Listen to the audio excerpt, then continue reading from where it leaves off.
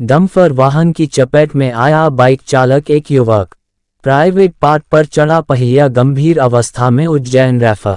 बिना number plate के दौड़ रहे डंपरों और ट्रैक्टरों पर कब होगी कार्यवाही।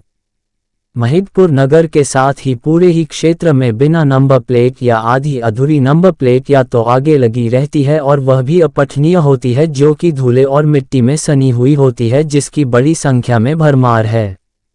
डंपरों का बीनपुरा, झारड़ा फंटे तथा महिदपुर रोड की ओर से आना जाना लगातार ही लगा रहता है तथा वैध या अवैध उत्खनन कर मिट्टी, गिट्टी, मुरम या रेत लेकर डंपर और ट्रैक्टर अनियंत्रित गति से भगाए जाते हैं।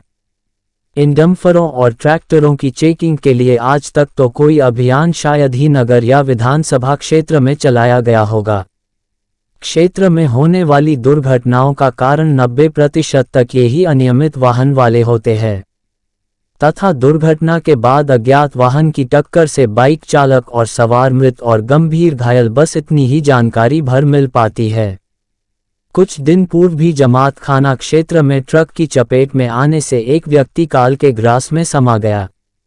इसी कड़ी में विगत दिनों दोपहर 2 बजे के लगभग बाइक से आ रहे एक युवक को डंपर ने रौंद दिया, जिसमें युवक के प्राइवेट पार्ट पर पहिया चढ़ने से उसका प्राइवेट पार्ट ही फूट गया। प्राप्त जानकारी के अनुसार राहुल पिता भेरूलाल राठौर 25 वर्ष निवासी ईशनखेड़ी युवक बाइक से स्टेशन चौराहे से जा रहा था कि आ रहे डंपर की चपेट में आकर वह उसके नीचे आ गया तथा उसकी जांघ पर पहिया चढ़ जाने से उसका प्राइवेट पार्ट ही समाप्त हो गया।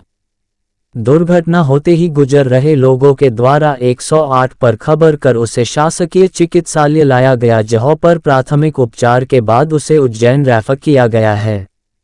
अगर युवक बच गया तो भी उसकी जिंदगी बेकार हो गई है और अगर अनहोनी हो गई तो भी परिवार दुखी है।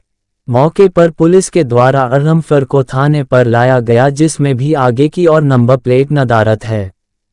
गौरतलब है कि नारायणा रोड चौराहे से लेकर कृषि उपज मंडी महिदपुर के बाहर तक मुख्य मार्ग पर दुकानदारों द्वारा भी मनमाने तरीके से अतिक्रमण कर रखा है।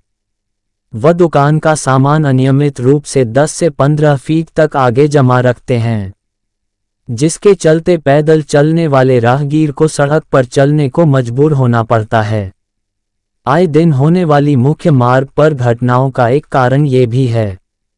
अब देखने वाली बात होगी कि जिम्मेदार उक्त घटनाओं को संज्ञान में लेते हुए कुछ कार्रवाई करते हैं या फिर कोई बड़ी दुर्घटनाओं के होने का इंतजार करते हैं। महिदपुर से अविनाश महाराज की रिपोर्ट।